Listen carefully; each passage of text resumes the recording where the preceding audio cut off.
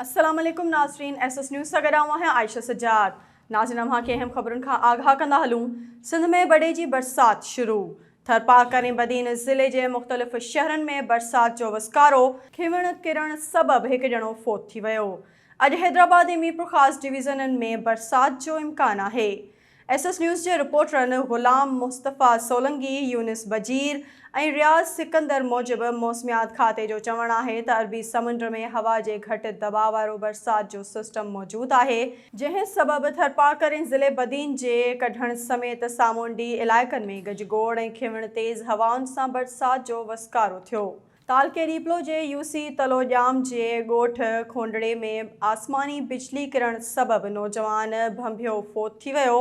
होरा मौसमियात खाते जो चवणु आहे त नार बंगाल मां तयारु थियल बरसात जो बॾे वारो सिस्टम हिन वक़्तु पाकिस्तान जे सूबे सिंध जे वेझो मौजूदु आहे, जंहिं जे असर सां थरपारकर जे कुझु इलाइक़नि में किथे तेज़ ऐं किथे हल्की बरसात जो वसकारो थियो। मौसमियात खाते मूजिबि अॼु हैदराबाद डिवीज़न ऐं मीरपुर ख़ासि डिवीज़न जे कुझु इलाइक़नि में तेज़ हवाउनि ऐं गजगोड़ सां बरसात जो इम्कान आहे। सामूंडी हवाउनि जे बंदि थियण करे सिंध में गर्मी जी सख़्त लहर जारी आहे।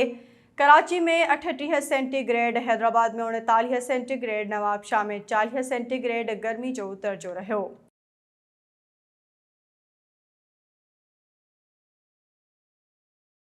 नाज़रीन, वधीक ख़बरुनि अपडेट्स लाइ ॾिसंदा रहो एसएस न्यूज़ वेब चैनल।